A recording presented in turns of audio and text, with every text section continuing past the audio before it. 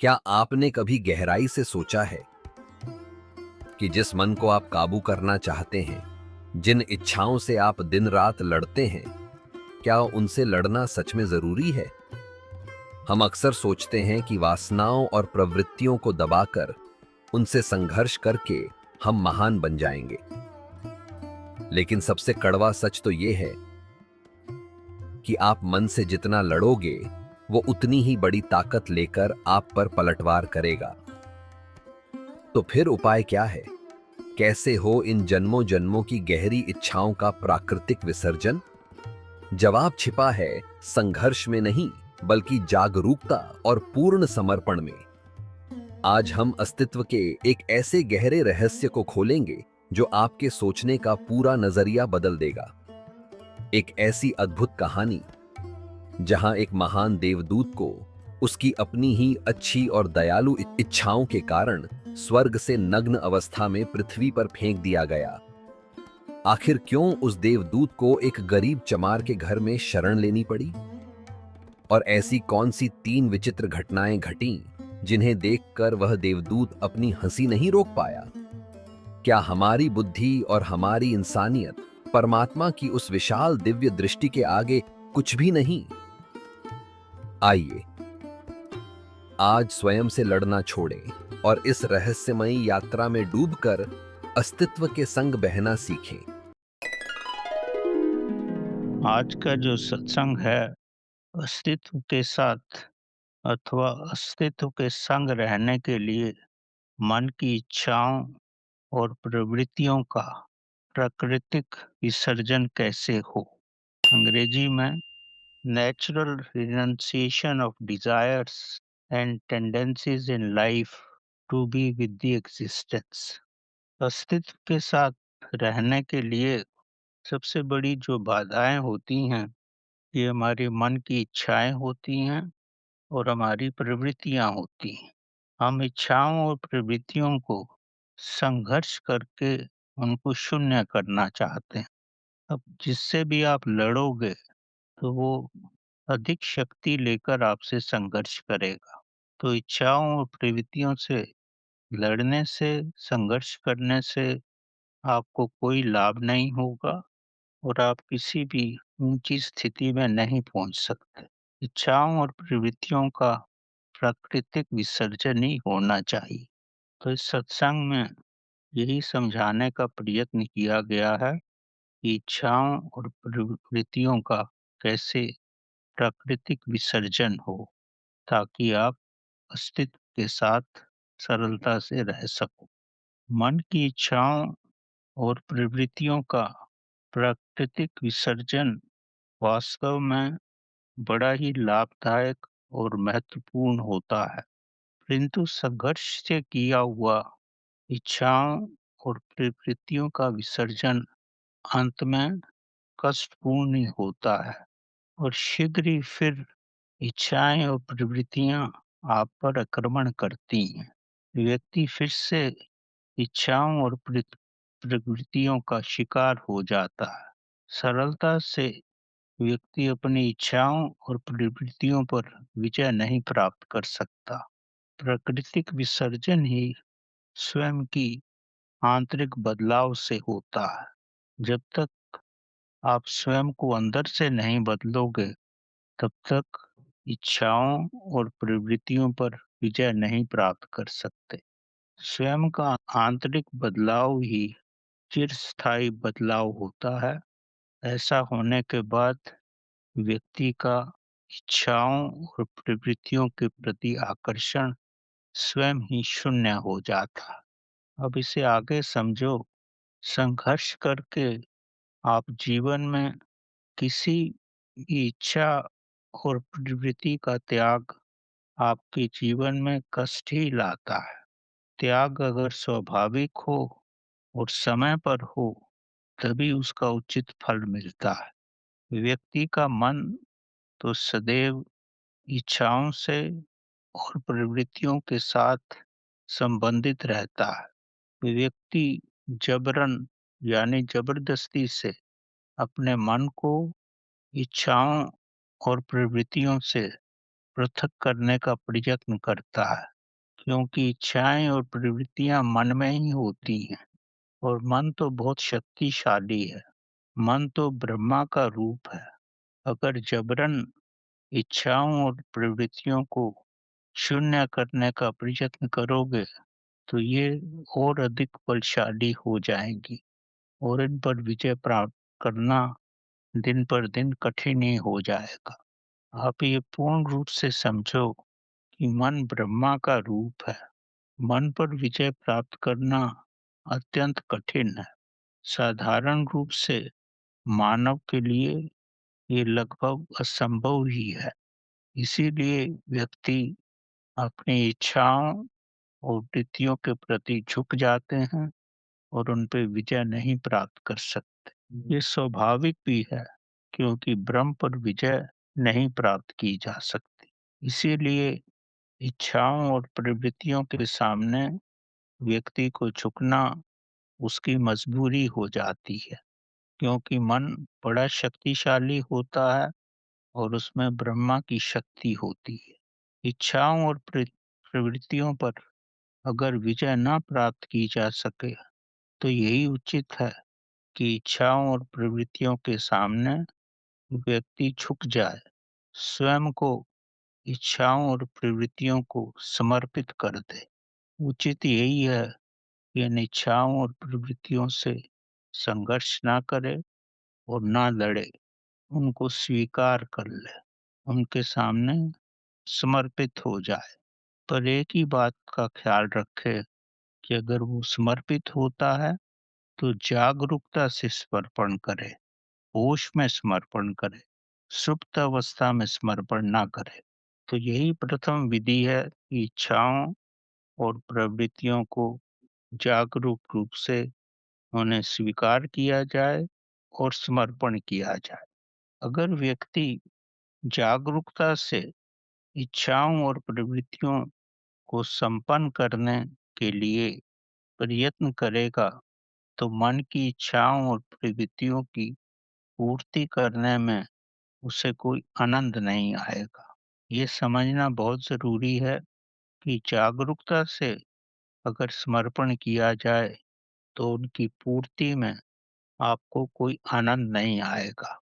आप स्वयं भी जीवन में ये करके देखो। आपकी जो भी इच्छाएं हैं, प्रवृत्तियां हैं, उनसे लड़ो नहीं, उनको समर्पित हो जाओ उनके सामने, पर जागरूक रूप से समर्पण करो, जागते हुए होश में समर्पण करो। अगर जागरूक रूप में आप समर्पण करोगे, तो आपको आभास होगा कि आपकी चेतना का जो प्रकाश है, वो तो महाचेतना पर पड़ रहा है, वो मन पर नहीं पड़ रहा है। क्योंकि व्यक्ति को सुख और आनंद वहीं मिलता है जहाँ चेतना का प्रकाश पड़ता हो। जब आपका प्रकाश इच्छाओं और प्रवृत्तियों पर नहीं पड़ रहा है, क्योंकि ये तो मन में ही है, और आपकी चेतना का प्रकाश महाचेतना में पड़ रहा है, क्योंकि आप जागरूक हैं। जब आपका प्रकाश महाचेतना पर पड़ रहा है, मतलब प्रभु के साथ पड़ रहा है, क्योंकि आप जागरूक हैं, तो अगर आपकी इच्छाओं की पूर्ति के लिए और वासनाओं की पूर्ति के लिए आप इसमें उतर भी रहे हैं, तो मन को आनंद नहीं आएगा, क्योंकि उस पर चेतना का प्रकाश नहीं पड़ रहा। इसको भली भांति समझ लो कि अगर जागरूकता से आप अपनी इच्छाओं और प्रवृत्तियों को पूर्ण करने का प्रयत्न करोगे, तो आपको सुख नहीं मिलेगा, क्योंकि जागरण में आपकी चेतना मन के साथ नहीं है, वो परमात्मा या महाचेतना के साथ है। इसका अनुभव आप स्वयं भी अपने जीवन में कर सकते हो। मन को लगता है कि इच्छाओं और प्रवृत्तियों से की गई पूर्ति में स्वाभाविक सुख नहीं मिलता है। आपको स्वाभाविक सुख का अनुभव नहीं होगा, क्योंकि अनुभव जो होता है वो चेतना को होता है, और आपकी चेतना का झुकाव तो महाचेतना पर है, क्योंकि आप जागरूक हो। इसलिए इच्छाओं की पूर्ति पर आपको कोई आनंद नहीं आएगा। इस तरह अगर कुछ बार ये दोहराया जाए, जब भी आपकी इच्छाएँ, वासनाएँ और प्रवृत्तियाँ किसी भी कार्य में आप ले जाएँ, तो उस तरफ चल पड़ो, उसको दोहराओ। अगर कुछ बार इसको दोहराते रहोगे, तो मन को प्रसन्नता ना मिलने के कारण मन अपने स्वाभाविक प्रवृत्तियों को और इच्छाओं को त्यागना ही उचित समझेगा। मन समझेगा कि इसमें तो कोई सुख ही नहीं मिल रहा है, तो जागरूक रहने से ही आपकी प्रवृत्तियाँ, इच्छाएँ और वासनाएँ कम हो जाएँगी। ये जीवन में स्वयं ही करके देखो। इस तरह व्यक्ति अपने मन की इच्छाओं और प्रवृत्तियों पर बड़ी सरलता से विजय प्राप्त कर लेता है। अगर आप विजय प्राप्त करना चाहते हो तो। अगर नहीं चाहते तो इससे कोई लाभ नहीं होगा। अगर वास्तव में आप विजय प्राप्त करना चाहते हो, तो जागरूक अवस्था में किसी भी इच्छाओं और कामनाओं में उतरो, तो समय से वो आपसे दूर हो जाएँगी। ये सब बिना मानसिक और भौतिक प्रयत्न से ही हो जाता है, क्योंकि आप केवल जागरूक हो, कोई भौतिक प्रयत्न नहीं कर रहे, कोई मानसिक प्रयत्न भी नहीं कर रहे, कोई संघर्ष भी नहीं कर रहे। यही जागरूकता की महिमा है, क्योंकि जागरूक अवस्था ही प्रभु की अवस्था है। जब मन पर और मन के कार्यों पर ध्यान नहीं लगता, तब व्यक्ति को खुशी का अनुभव भी नहीं होता। तो सारांश में यही कहना उचित है कि जागरूकता से इच्छाएं और वृत्तियां समय आने पर शून्य हो जाती हैं। ये बड़ा सरल उपाय है। इसमें संघर्ष करने की भी कोई आवश्यकता नहीं है। अब इसे आगे समझो। इच्छाएं और प्रवृत्तियों का कारण केवल आपका मन ही है। मन में ही अत्यंत इच्छाएं और प्रवृत्तियां होती हैं और व्यक्ति मन के अनुसार ही जीवन यापन करता है। अगर व्यक्ति अपनी इच्छाएं और प्रवृत्तियों को जीवन में त्यागना चाहता है, तो वह अत्यंत परिश्रम करके इनको त्याग सकता है। उसको संघर्ष करना पड़ेगा, पर ये बड़ी कठिन प्रक्रिया है। ये सरल यात्रा नहीं है, ये पहाड़ पर चढ़ने की यात्रा है। सरल तो यही है कि आप जागरूकता से इस पर विजय प्राप्त कर लें। इच्छाएं व्यक्ति में भौतिक और मानसिक स्तर पर ही अधिकता से होती हैं। भौतिक और मानसिक स्तर आपस में बड़ी घनिष्ठता से जुड़े रहते हैं। भौतिक और मानसिक अवस्थाओं को नियंत्रण करना जीवन में बड़ा कठिन हो जाता है। अगर जो कुछ भी आप मन से चाहते हो, तो आपका शरीर उस तरफ चल पड़ेगा, क्योंकि आपकी भौतिक अवस्था और मानसिक अवस्था दोनों ही संयुक्त हैं। इनको अलग-अलग नहीं किया जा सकता। जो कुछ भी आप मन से चाहते हो, शरीर आपको उस तरफ ले जाएगा। आध्यात्मिक इच्छा तो संसार में किसी व्यक्ति में भी ना के बराबर ही होती है। जिन व्यक्तियों में आध्यात्मिक इच्छाएं होती हैं, उनकी भौतिक और मानसिक इच्छाओं और उनकी प्रवृत्तियों को सरलता से नियंत्रण किया जा सकता है, क्योंकि आध्यात्मिकता प्रभु का प्रकाश है। जनरली साधारणतः व्यक्ति आध्यात्मिक नहीं होते और अपनी भौतिक और मानसिक इच्छाओं की पूर्ति में ही जीवन लगा देते हैं। लेकिन अगर व्यक्ति आध्यात्मिक हो, तब उसकी भौतिक और मानसिक इच्छाएं स्वयं ही नियंत्रित हो जाती हैं, क्योंकि उसका ध्यान प्रभु पे लगा रहता है। तो ये इच्छाएं उसको अधिक ना सताती हैं, ना उसके जीवन में बाधा ही बनती हैं। सब इच्छाएं और प्रवृत्तियां मन में ही उत्पन्न होती हैं। मन ही संसार है। संसार का प्रत्येक कार्य मन से ही होता है। मन मनुष्य के जन्म के लगभग 7 साल बाद ही विकसित होता है, पर मन सूक्ष्म शरीर से संबंधित रहता है। विकसित तो बाद में होता है, लेकिन संबंधित सूक्ष्म शरीर से रहता है। इसीलिए मन की बहुत सारी इच्छाएं और प्रवृत्तियां पिछले जन्म के संस्कारों के कारण ही परिणाम स्वरूप जीवन में आ जाती, क्योंकि वो अब आपके संस्कारों के रूप में सूक्ष्म शरीर में सदैव ही रहती हैं। इच्छाओं का बीज मन में ही होता है, और इस जन्म में जब वे उचित व्यवस्था स्थल पर आती हैं, तब यही इच्छाएं विकसित हो जाती हैं, क्योंकि उनका बीज तो आपके मन में रहता ही है। दूसरे शब्दों में ये कहा जाए कि इच्छाओं और प्रवृत्तियों का झुकाव, उनकी जड़ें बड़ी गहरी होती हैं। मनुष्य प्रारंभ में अपनी अधिक इच्छाओं और प्रवृत्तियों में ही अपना जीवन गुजारता है। सुप्त अवस्था में ही अपना जीवन गुजारता है। ये सब उसके पुराने संस्कारों से ही संबंधित रहता है।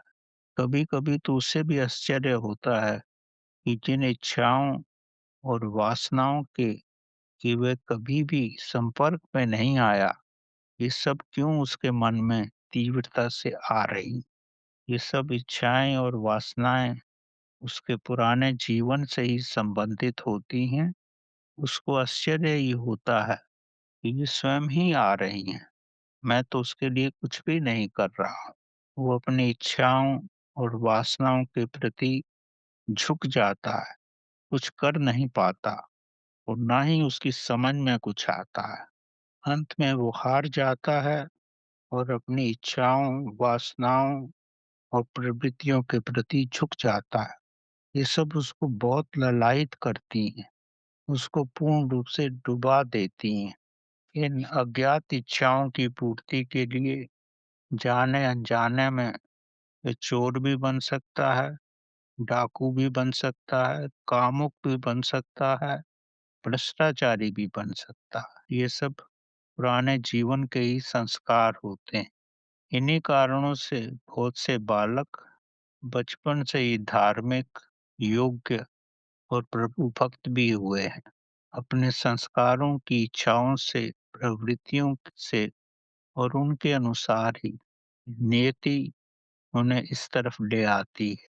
उन्हें खुद भी इसका एहसास नहीं होता, क्योंकि उनके मनोस्तर पर ही ये होता है।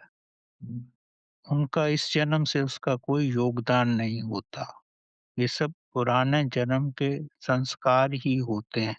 पर जब कुछ व्यक्ति युवक हो जाते हैं और नियति उन्हें उचित मार्ग पर ले जाना चाहती है, तो स्वयं ही उनके मन में शुभ भावनाएं आने लगती हैं। ये सब बड़ा रहस्यमय है। आपने अक्सर देखा होगा, बड़े-बड़े कामुक व्यक्ति बड़े भक्त बन जाते हैं, डाकू भी भक्त बन जाते हैं। पुराने संस्कारों से तो वो डाकू थे, लेकिन प्रभु उनको इस रास्ते पे लाना चाहता है, तो अपनी विभिन्न विधियों से उसका मार्ग प्रदर्शन करता है। माँ-बाप के नियंत्रण में कुछ नहीं होता। अगर व्यक्ति को डाकू, चोर और कामुक बनना है, तो वो इस रास्ते पर स्वयं ही चलते हैं। उनके माँ-बाप कुछ नहीं कर सकते, और यदि प्रभु व्यक्ति को सुधारना चाहते हैं, तो उसकी चेतना का विकास करते हैं। उसके विचारों में और उसके चारों ओर ऐसी परिस्थितियाँ उत्पन्न हो जाती हैं कि व्यक्ति स्वयं ही गहराई में उतरकर अंतर्मुखी हो जाता है। ये सब कुछ बड़ा विचित्र है। ये सब स्वयं ही होता है। ये प्रभु की अपनी लीला है। हर व्यक्ति बीज रूप में अपना भविष्य लेकर ही आता है। उसकी पटकथा पहले से ही लिखी होती है। जैसा बीज होता है, वैसे ही फल निकलते हैं। आम का बीज हो तो आम का फल आता है, सेब का बीज हो तो सेब का फल आता है। अगर बीज रूप से आपका जीवन उचित मार्ग पे जाने के लिए लिखा है, तो ऐसी परिस्थितियां बन जाती हैं कि समय आने पर आप महान हो जाते हैं। अज्ञात शक्तियां व्यक्ति को ऊंचे रास्ते पर ले जाती। पर इन सब का मानसिक रूप से समझना बड़ा कठिन है। शब्दों और व्याख्यानों के माध्यम से और अध्ययन के माध्यम से इसे नहीं समझा जा सकता और ना ही समझाया जा सकता। इसमें व्यक्ति के अपने ही कर्मों का योगदान रहता है। ऐसे व्यक्ति प्रभु के रास्ते पर भी चलने लगते हैं। यही विधाता की नियति भी होती है। प्रभु ही सब कुछ निर्धारित करता है। समय आने पर ध्यान की पद्धति पे चलकर सतगुरु के सानिध्य में आकर व्यक्ति उचित रास्ते पे चलता है, विभिन्न प्रकार की साधनाएं करता है, जैसा प्रभु उसको लगाता है। समय आने पर श्वासों की महिमा भी समझता है और जब वो श्वासों की महिमा समझने लगता है, तो श्वासों के माध्यम से अपने मन को संतुलित कर लेता है। तब उसके जो पुराने संस्कार होते हैं, वो धीरे-धीरे शून्य होने लगते हैं। श्वासों पर ध्यान देने मात्र से ही प्रभु कृपा से उसके श्वास शून्य हो जाते हैं, वो मन से ऊपर हो जाता है। जीवन में उसकी अमनी दशा आ जाती है। श्वास शून्य होने से ऐसा व्यक्ति अपनी आत्मा के संपर्क में आ जाता है और धीरे-धीरे उसको पिछले जन्म की स्मृतियाँ भी याद आने लगती हैं कि वो कैसा था और बचपन में कैसा था और अब कैसा हो गया। ये सब कुछ प्रभु की महत्ता से ही होता है। तब उसके श्वास सुषुम्ना नाड़ी से प्रवाह करने लगते हैं। व्यक्ति श्वास रहित अवस्था में भी रहने लगता है। जब वो इस तरह रहता है, तो उसका स्वास्थ्य भी सुधर जाता है। पुरानी स्मृतियाँ और पुराने संस्कार शून्य होने लगते हैं। अब उसके लिए नाम मात्र भोजन ही पर्याप्त होता है। फिर भी अपनी लालसा से और पुराने संस्कारों के प्रभाव से, पुराने विकारों से, इच्छाओं में कभी न कभी फँसता ही रहता है और कभी-कभी कष्ट का भी अनुभव करता है। कई बार गिरता है और फिर उठता है, पर अब उसको प्रभु का रास्ता स्पष्ट हो गया है। अब गिरने के बाद फ़ौरन ही उठ जाता है और धीरे-धीरे ऐसा व्यक्ति शिव का रूप होता है और अंत में सदाशिव का भी रूप हो सकता है। जब वो सदाशिव का रूप हो जाता है, तो सारा विश्व भी उसके लिए कुटुम्ब हो जाता है। तब जीवन में जो कुछ भी उसे होता है, वो प्रभु की कृपा समझकर ही स्वीकार करता है। ब्रह्मांड के प्रकाश का भी अनुभव करता है। रहता तो वो साधारण व्यक्तियों जैसे ही है, जैसे साधारण व्यक्ति रहते हैं। बाह्य रूप से उसमें कोई परिवर्तन नहीं होता, पर भीतर से वो पूर्ण परिवर्तित हो जाता है। भीतर से वो पूर्ण रूप से अलग व्यक्ति ही बन जाता है।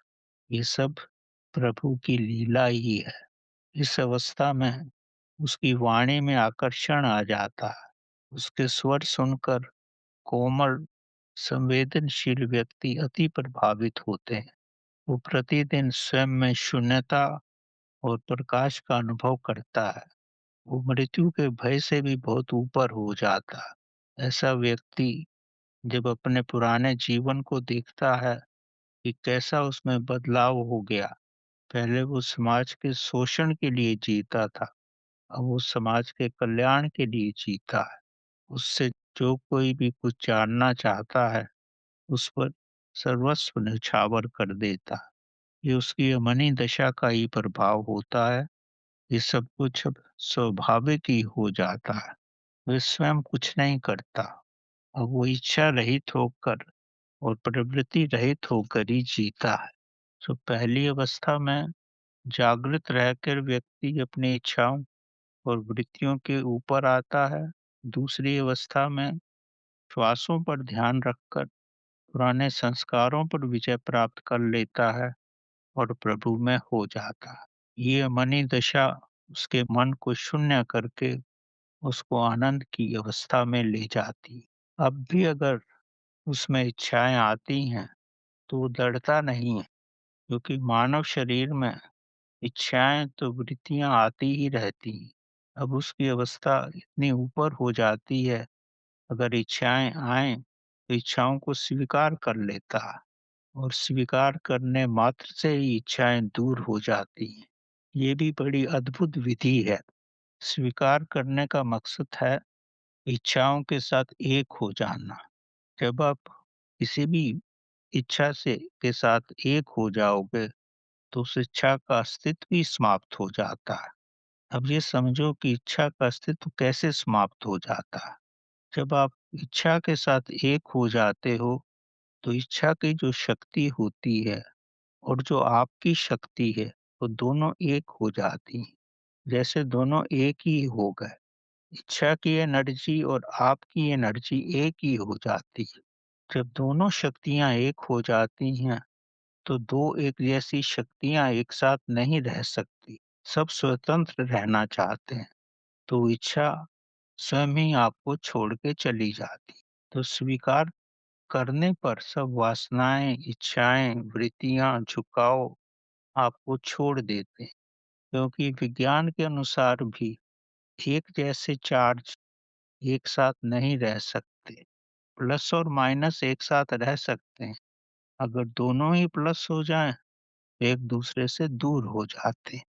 इस अवस्था में वो सदैव के लिए पवित्र और शुद्ध हो जाता है, क्योंकि सब इच्छाएँ, वासनाएँ, वृत्तियाँ उसके स्वीकार करने से ही उसको छोड़ देती हैं।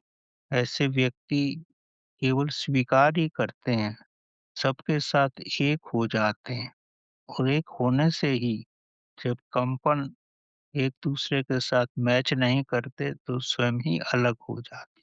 दूसरे रूप में ये समझो कि जब आप इच्छाओं और वृत्तियों को स्वीकार कर लेते हो, तब वह स्वयं ही आपसे अलग हो जाती हैं।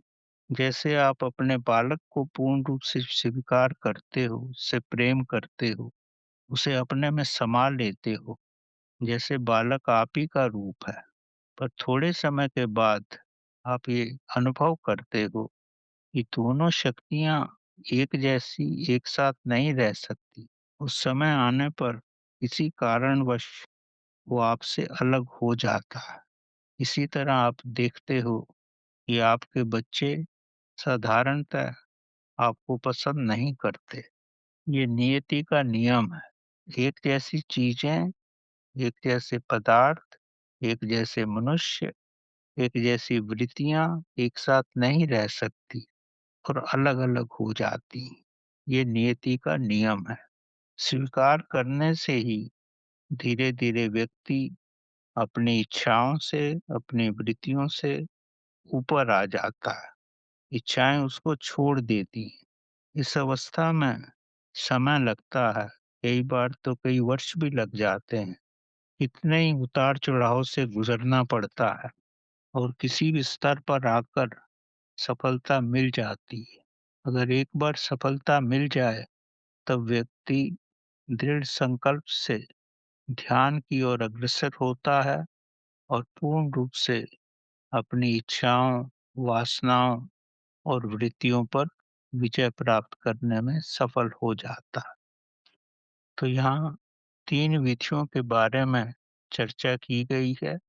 पहली विधि तो ये है आप जागरूक रहो, तो इच्छाएँ आपसे दूर हो जाएँगी।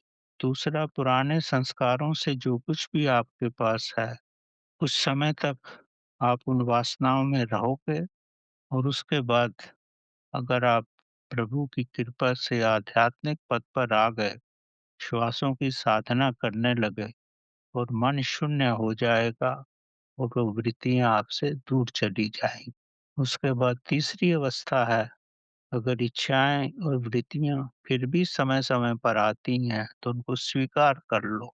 स्वीकार करने से वो आपके साथ एक हो जाती हैं। एक होने से समय आने पर वो आपको छोड़ के चली जाती हैं, जैसे आपके अपने ही बालक आपको समय आने पर त्याग देते। तो यही 3 विधियाँ हैं, जो स्वाभाविक विधियाँ हैं, जिन पे चलने से आप अपनी इच्छाओं और वृत्तियों को जीत सकते हो। इसमें कुछ संघर्ष करने की आवश्यकता नहीं है। एक बार ऐसा हो जाए तो फिर आपको कोई कष्ट नहीं होगा और फिर लौटकर वो आप पर आक्रमण नहीं करेंगे, क्योंकि आपने उनको दबाया नहीं है, आप उनके साथ जिए हो, तो वो खुद ही छोड़कर चली गई।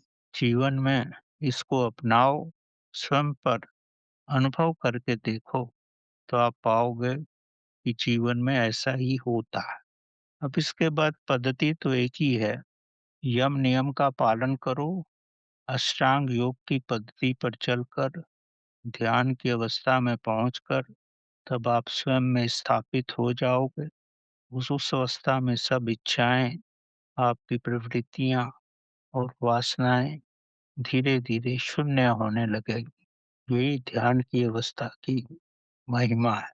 श्वासों की साधना, श्वास शून्य करके अथवा क्रिया योग से, मंत्र साधना से और साक्षी के अनुभव से भी ये सफलता मिल सकती है और तभी आपके जीवन में शिवत्व प्रकट होता है।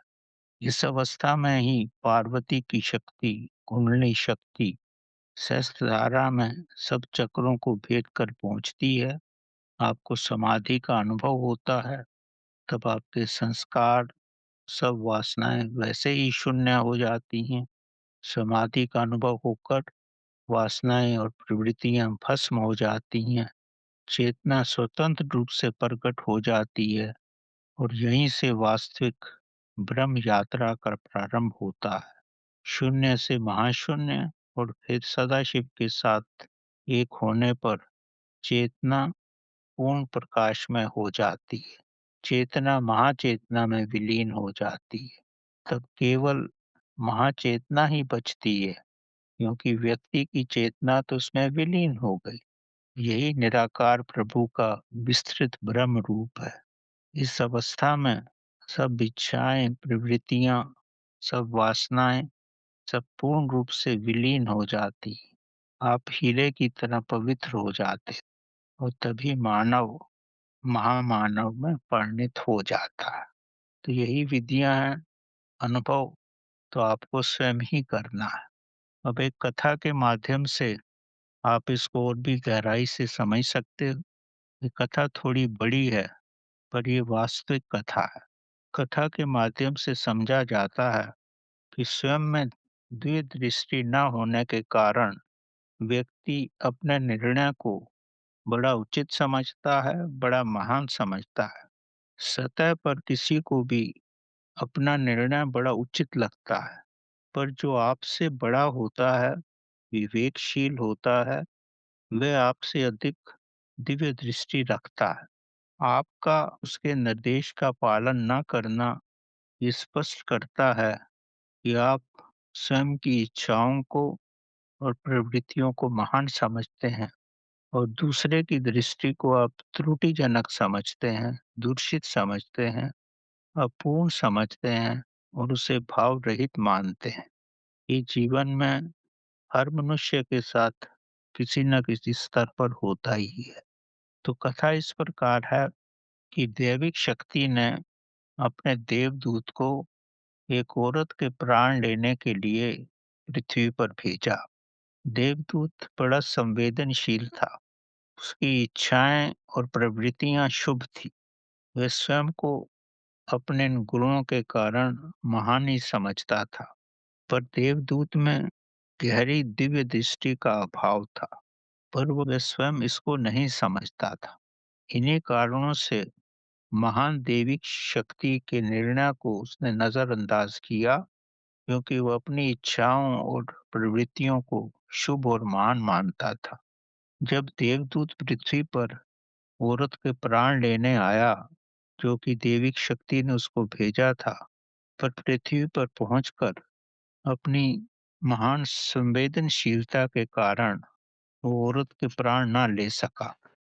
उसने देखा कि महिला अपने 3 नन्हे बच्चों के साथ रुग्ण अवस्था में पड़ी है, लगभग मृत ही है।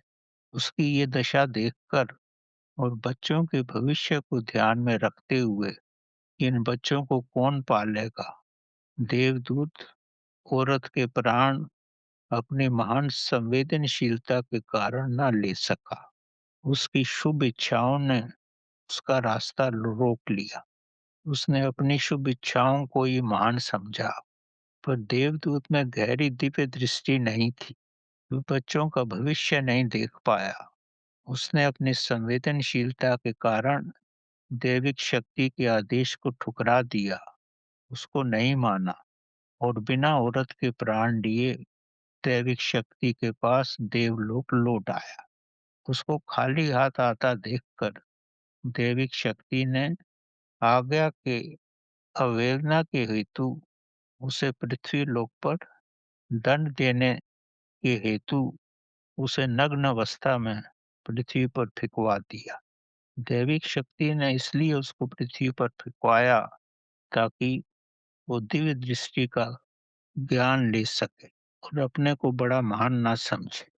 उसको बताया गया, जब 3 अद्भुत परिस्थितियों से वो गुजरेगा और 3 बार हँसेगा, तो ही उसे दिव्य दृष्टि का ज्ञान और अनुभव होगा। तभी वे स्वयं को योग्य बनाकर अपनी क्षुद्र इच्छाओं और प्रवृत्तियों से ऊपर उठ पाएगा और उसके बाद ही स्वर्गलोक में वापिस आने का अधिकारी होगा। जब उसको नग्न अवस्था में पृथ्वी पर फेंकवा दिया देव शक्ति ने, तब एक चमार ने इस देवदूत को नग्न अवस्था में देखा। उसे बड़ी दया आई। देवदूत के चेहरे पर दिव्य आभा थी, क्योंकि वो देवदूत था। चमार उसको देख के बड़ा प्रभावित हुआ। उस समय चमार अपनी पत्नी के कहने पर अपने बच्चों के लिए वस्त्र लेने जा रहा था। उसके बच्चों के पास कपड़े नहीं थे, पर देवदूत को इस हालत में देखकर वो बच्चों के कपड़े नहीं लेने गया और देवदूत को कपड़े दिलवाकर प्रसन्न हुआ। अब देवदूत के पास तो रहने को भी स्थान नहीं था। तब चमार उसको अपने घर ले आया। रास्ते में चमार ने देवदूत को समझाया, मेरी पत्नी बड़ी कटु स्वभाव की है, मुझ पर तो बहुत क्रोधित होती है, तुझे भी कुछ उल्टा सीधा सुना सकती है, पर तू चुपचाप रह के सुन लेना। मैंने तेरे मुखार बिन पे बड़ी आभा देखी है, इसलिए तेरे को लेके जा रहा हूँ। जैसे ही चमार ने ये सोचा था, जब वो घर पहुंचा तो उसकी धर्म पत्नी ने कटु वचनों से ही दोनों का स्वागत किया। पर इन कटु वचनों को सुनकर देवदूत अपनी हंसी ना रोक सका, पर कुछ बोला नहीं। जब चमार ने बहुत बार पूछा, तब देवदूत ने कहा कि जब मैं 3 बार विभिन्न परिस्थितियों को देखकर अपने दैविक रूप से हंसूंगा या मुझे हंसी आ जाएगी, तब मैं तुझे अपनी हंसी का राज बता दूंगा। इसका कारण ये था कि देवदूत ने मन में सोचा कि कितनी भोली है ये औरत। ये नहीं जानती कि मेरे आने से कुछ ही दिनों में ये धन धान्य से पूर्ण हो जाएगी। वो इतनी धनी होगी कि वो सोच भी नहीं सकती। ये सोचकर देवदूत को हंसी आई और वो अपनी हंसी को ना रोक सका। चमार ने देवदूत को जूते बनाने का कार्य सिखा दिया। चमार को भी बड़ा आश्चर्य हुआ कि थोड़ा ही सिखाने पर वो इतनी जल्दी मेरे से भी कई गुना अच्छे जूते बनाने लग गया था। ऐसा लगता था जैसे उसे सब कुछ पहले से ही आता है। कुछ दिनों में उसके जूते सारे शहर में मशहूर हो गए। अनगिनत उसने धन कमा लिया, पर चमार कुछ समझ नहीं पाया। अब वो राजा के भी जूते बनाने लगा और राजा के जूते बनाने में तो अंतहीन धन उसको मिलता था। एक दिन राजा का सिपाही अति मूल्यवान चमड़ा लेकर आया और बोला, ये बहुत मूल्यवान चमड़ा है, इससे राजा के जूते बना दो। चमार ने देवदूत से कहा कि इससे अति सुंदर राजा के जूते बनाओ, पर कहीं गलती से चप्पल आदि नहीं बना देना। तो चमार चला गया। तो देवदूत ने जानबूझकर चमड़े के जूते के बजाय चप्पल बना दी। जब चमार वापिस आया तो उसे बड़ा क्रोध आया। उसने सोचा कि इतना महंगा चमड़ा है, तो जब राजा को मालूम पड़ेगा तो राजा तो मुझे मरवा देगा क्रोध में आकर वो देवदूत को मारने ही वाला था, तभी राजा का सिपाही आ गया। आते ही उसने कहा कि जो चमड़ा मैंने दिया था, उसके जूते मत बनाना, उस चमड़े की चप्पल बनाना। चमार ने पूछा, ऐसा क्यों? तब सिपाही ने बोला कि अकस्मात राजा की मृत्यु हो गई है। अब जूते की जरूरत नहीं है, चप्पल की जरूरत है, क्योंकि राजा का अंतिम संस्कार उस राज्य के प्रथा के अनुसार चप्पल पहनाकर ही किया जाता था। चमार के आश्चर्य का कोई ठिकाना न रहा, क्योंकि देवदूत ने तो पहले ही चप्पल बना दी थी। देवदूत तो जानी जान था।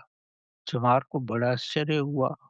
चमार के आश्चर्य को देखकर देवदूत को हंसी आ गई। ये उसकी दूसरी हंसी थी। चमार के पास आंसुओं के वो देवदूत को धन्यवाद देने के अलावा उसके पास कोई शब्द नहीं थे। उसे अपने पे ही घृणा आ रही थी कि वो तो देवदूत को मारने ही चला था। खैर कुछ दिन ऐसे ही गुजरे। चमार बड़ा ही धनी और वैभवशाली बन गया। सारे देश में उसके जूते प्रसिद्ध हो गए, पर वो अभी भी समझ नहीं पाया कि कैसे थोड़े समय में इतना धनवान हो गया है। एक दिन बड़ी विचित्र घटना घटी। एक वैभवशाली धनी महिला अपनी 3 अद्वितीय पुत्रियों को लेकर चमार की दुकान पर आई और मुंह मांगी कीमत देकर जरी के अद्भुत जूते अपनी तीनों पुत्रियों के लिए बनवाना चाहती थी। देवदूत तीनों पुत्रियों को देखकर उन्हें फौरन पहचान गया, हालांकि उसने उन्हें बाल अवस्था में ही देखा था। देवदूत इन 3 बालिकाओं को देखकर बड़ा प्रभावित हुआ। उसने उस महिला से इन पुत्रियों की जीवन गाथा पूछी, तो महिला ने कहा कि बाल काल में इनकी माँ की मृत्यु हो गई थी। ये तीनों बड़ी असहनीय दशा में थी और मेरी कोई संतान नहीं थी। मैंने इन तीनों के चेहरे पर अपार सौंदर्य देखा और मैंने इन तीनों को गोद ले लिया और पाला, और मैं बड़ी बड़ी गर्वपूर्ण महसूस कर रही हूँ कि मैंने इतनी सुंदर अद्वितीय बच्चियों को पाला। 3 राजकुमारों से इनका विवाह होने वाला है। ये सुनकर देवदूत के आश्चर्य का ठिकाना न रहा। अब उसने समझा कि दैविक शक्ति देवदूत की इच्छाओं और वृत्तियों से बहुत ऊंची होती है।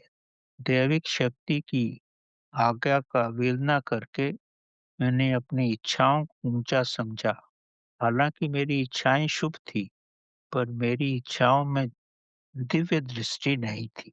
प्रभु की शक्ति में ही दिव्य दृष्टि होती है, वो मेरे अंदर नहीं थी। प्रभु ही जानते हैं कि किसको कहाँ पहुंचाना है और कितनी उनको समृद्धशाली बनाना है। मैंने उनकी माँ को जिंदा छोड़ दिया था, अपनी शुभ इच्छाओं के आधिपत्य में आकर। पर प्रभु की दृष्टि तो महान है। प्रभु किसी का भविष्य भी भली भांति जानते हैं। अगर मैं माँ को जिंदा छोड़ दिया, तो माँ तो रो धोकर गरीबी की अवस्था में इनको पालती। पर प्रभु ने तो इनको राजकुमारी बनाना था और ये राजकुमारियां बन गई। प्रभु महान है। प्रभु की अलौकिक और दिव्य शक्ति को मान्यता देना ही प्रभु भक्त का महान कर्तव्य है। अपनी तुच्छ बुद्धि और इच्छाओं के माध्यम से प्रभु की अवहेलना नहीं करनी चाहिए। यही हमारे लिए प्रभु की सेवा है। देवदूत अब तीसरी बार हंसा। तब उसने चमार को सारी गाथा सुनाकर देवलोक के लिए प्रस्थान कर लिया। चूंकि चमार ने निष्काम भाव से देवदूत की सेवा की, उसको घर लेके आया, उसको वस्त्र दिलवाए, और वो इतना धन धान्य से पूर्ण हो गया जिसका कोई अंत ही नहीं। तो कथा का अभिप्राय ये है कि दैविक शक्ति के सामने अपनी शुभ इच्छाओं और प्रवृत्तियों ना के बराबर है। हमारी इच्छाएं और प्रवृत्तियां उस दैविक शक्ति के सामने ना के बराबर हैं। उनमें इतनी दैविक दृष्टि नहीं है। तो कथा यही कहती है कि जीवन में भी प्रभु और दैविक शक्ति के अनुसार ही चलें, तो उस सर्वशक्तिमान से तुलना ना करें। उस प्रभु की नियति को कोई नहीं समझ सकता। स्वयं को ऊंचा मत समझो, चाहे आप कितने भी बुद्धिमान हो। सब प्रभु पर छोड़ना ही उचित है। इच्छा रहित और प्रवृत्तियों को शून्य बनाकर ही जियो, क्योंकि व्यक्ति दिव्य दृष्टि नहीं रख सकता, चाहे उसकी इच्छाएं कितनी भी उच्चतम स्तर पर हों। प्रभु ही महान है, वो वर्तमान और भविष्य सब जानता है। यही अस्तित्व के साथ रहने का प्राकृतिक नियम है। तो कथा का मकसद इतना ही है, स्वयं को सुधारो, स्वयं को ऊंचा उठाओ, पर प्रभु के साथ रहो, प्रभु के नियमों का पालन करो, क्योंकि जो दैविक दृष्टि प्रभु में है, वो मानव में नहीं आ सकती। प्रभु के साथ एक होने पर ही व्यक्ति में सब गुण आते हैं और व्यक्ति सर्वगुण संपन्न होता है। तो अपनी इच्छाओं और वृत्तियों से किसी प्रकार से भी लड़ो मत, स्वाभाविक रूप से ही उनको अपने बस में करने का प्रयत्न करो, जो साधारण विधियां बताई गई हैं। धन्यवाद।